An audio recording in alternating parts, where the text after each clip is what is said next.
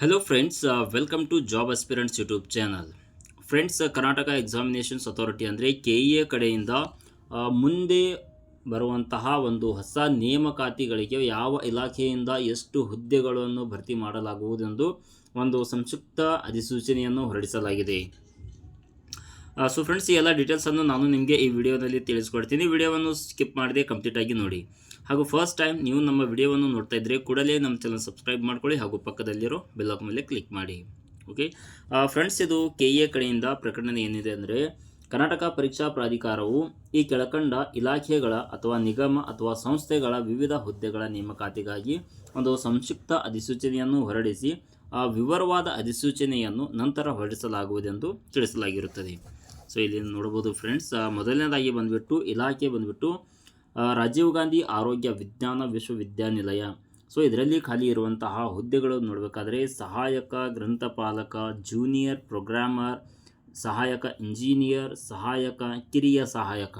So ಎಲ್ಲ ಹುದ್ದೆಗಳು ಖಾಲಿ ಇರುತ್ತವೆ. ಇದರಲ್ಲಿ ಒಟ್ಟು ಹುದ್ದೆಗಳ ಸಂಖ್ಯೆ ಬಂದುಬಿಟ್ಟು 44 ಇದೆ. ಎರಡನೇದಾಗಿ ವಾಯವ್ಯ ಕರ್ನಾಟಕ ರಸ್ತೆ ಸಾರಿಗೆ ಸಂಸ್ಥೆ. ಸೊ ಇದರಲ್ಲಿ ವಿವಿಧ 17 ವೃಂದದ ಹುದ್ದೆಗಳು ಇವೆ. ಸೊ ಇದಕ್ಕೆ ಒಟ್ಟು ಹುದ್ದೆಗಳ ಸಂಖ್ಯೆ 750 ಹುದ್ದೆಗಳಿವೆ. ಮೂರನೇದಾಗಿ Karnataka soaps and detergent limited. So ಇದರಲ್ಲಿ 14 ವಿವಿಧ ವೃಂದದ ಹುದ್ದೆಗಳಿವೆ. ಸೊ ಇದಕ್ಕೆ ಒಟ್ಟು ಹುದ್ದೆಗಳ ಸಂಖ್ಯೆ 38 ಇವೆ. ನಾಲ್ಕನೇದಾಗಿ ಕಲ್ಯಾಣ ಕರ್ನಾಟಕ ರಸ್ತೆ ಸಾರಿಗೆ ಸಂಸ್ಥೆ. ಸೊ ಇದರಲ್ಲಿ ಸಹಾಯಕ ಲೆಕ್ಕಿಗ ಮತ್ತು ನಿರ್ವಾಹಕ. ಸೊ ಇದಕ್ಕೆ ಒಟ್ಟು ಹುದ್ದೆಗಳ ಸಂಖ್ಯೆ 1752 ಹುದ್ದೆಗಳಿವೆ. ಸೊ ಐದನೇದಾಗಿ ಬೆಂಗಳೂರು ಅಭಿವೃದ್ಧಿ ಪ್ರಾಧಿಕಾರ.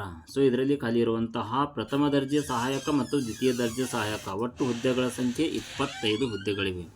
ಸೊ ಫ್ರೆಂಡ್ಸ್, ಈ ಥರ ಬಂದುಬಿಟ್ಟು ಮುಂದೆ ನೇಮಕಾತಿ ಆಗಿರುವ ಹುದ್ದೆಗಳ ಸಂಖ್ಯೆ 2609 ಹುದ್ದೆಗಳಿವೆ. ಓಕೆ ಫ್ರೆಂಡ್ಸ್, ಇಲ್ಲಿ ನೀವು ನೋಡಬಹುದು, ಕರ್ನಾಟಕ ಪರೀಕ್ಷಾ ಪ್ರಾಧಿಕಾರವು ಮೇಲೆ ವಿವರಿಸಿದ ಹುದ್ದೆಗಳಿಗೆ ಅಧಿಸೂಚನೆ ಹೊರಡಿಸಲು ಎಲ್ಲ ಸಿದ್ಧತೆಯನ್ನು ಮಾಡಿಕೊಳ್ಳಲಾಗಿತ್ತು. ಈ ಮಧ್ಯೆ ಸರ್ಕಾರದ ಸುತ್ತೋಲೆ ಸಂಖ್ಯೆ ದಿನಾಂಕ 2024 ದಿನಾಂಕ 25/11/2024ರಂತೆ ಹೊಸ ಅಧಿಸೂಚನೆಯನ್ನು ಹೊರಡಿಸಲು ಸಾಧ್ಯವಾಗಿರುವುದಿಲ್ಲ. ಆದ್ದರಿಂದ ಸ್ಪರ್ಧಾತ್ಮಕ ಪರೀಕ್ಷೆಗಳಿಗೆ ಸಿದ್ಧತೆ ನಡೆಸುತ್ತಿರುವ ಅಭ್ಯರ್ಥಿಗಳು ಮೇಲೆ ವಿವರಿಸಿದ ಹುದ್ದೆಗಳ ನೇಮಕಾತಿ ಪರೀಕ್ಷೆಗೆ ಹಾಜರಾಗಲು ಬಯಸಿದ್ದಲ್ಲಿ ಆ ಹುದ್ದೆಗಳಿಗೆ ನಿಗದಿಯಾಗಿರುವ ಪಠ್ಯಕ್ರಮದಂತೆ ಅಭ್ಯಾಸ ಮಾಡಲು ತಿಳಿಸಿದೆ. ಸೊ ಸರ್ಕಾರದಿಂದ ನೇಮಕಾತಿ ಅಧಿಸೂಚನೆ ಹೊರಡಿಸಲು ಅನುಮತಿಸಿದ ತಕ್ಷಣ ಪ್ರಾಧಿಕಾರ ಅಧಿಸೂಚನೆ ಹೊರಡಿಸಿ ಆನ್ಲೈನ್ ಮೂಲಕ ಅರ್ಜಿ ಸ್ವೀಕರಿಸಲು ಕ್ರಮ ವಹಿಸಲಾಗುವುದು ಮತ್ತು ಶೀಘ್ರವಾಗಿ ಪರೀಕ್ಷೆಯನ್ನು ಸಹ ನಡೆಸಲಾಗುವುದು.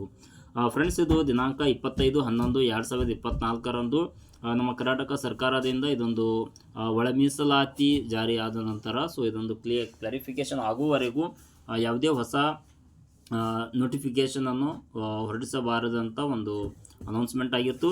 ಸೊ ಅದು ಕಾರಣಕ್ಕಾಗಿ ಇವರು ಒಂದು ಡಿಟೇಲ್ ನೋಟಿಫಿಕೇಷನ್ ಹೊರಡಿಸಿಲ್ಲ. ಸೊ ಇದೊಂದು ಮೇ ಬಿ ಎಕ್ಸ್ಪೆಕ್ಟ್ ಮಾಡಬಹುದು, ಇದು ಫೆಬ್ರವರಿ ಮಂತ್ ಎಂಡ್ನಲ್ಲಿ ಇದೊಂದು ಒಳ ಮೀಸಲಾತಿದು ಕ್ಲಿಯರ್ ಆಗ್ಬೋದು. ಆದ ತಕ್ಷಣ next month may be March April ಅಥವಾ ಸೊ ಇದರಲ್ಲಿ ಇದೊಂದು 2609 ಈ ಎಲ್ಲ ವಿವಿಧ ಇಲಾಖೆಯಲ್ಲಿ ಖಾಲಿ ಇರುವಂತಹ ಎಲ್ಲ ಹುದ್ದೆಗಳಿಗೆ ಒಂದು ಆನ್ಲೈನ್ ಮುಖಾಂತರ ಅರ್ಜಿಯನ್ನು ಸ್ವೀಕರಿಸಿ ಸೊ ಆಮೇಲೆ ಇದಕ್ಕೆ ಒಂದು ಪರೀಕ್ಷೆಯನ್ನು KEA ಕಡೆಯಿಂದ ನಡೆಸಲಾಗುವುದು. ಓಕೆ ಸೊ ಫ್ರೆಂಡ್ಸ್, ಇವತ್ತಿನ ಇದೊಂದಿಷ್ಟು ಮಾಹಿತಿ ಇದೆ. ಮತ್ತೆ ಭೇಟಿ ಆಗ್ತೀನಿ ಹೊಸ ಅಪ್ಡೇಟ್ಸ್ ಜೊತೆ. ವಿಡಿಯೋವನ್ನು ಇಷ್ಟವಾದರೆ ಲೈಕ್ ಮಾಡಿ ಹಾಗೂ ನಿಮ್ಮ ಫ್ರೆಂಡ್ಸ್ಗೆ ಶೇರ್ ಮಾಡಿ. Thank you.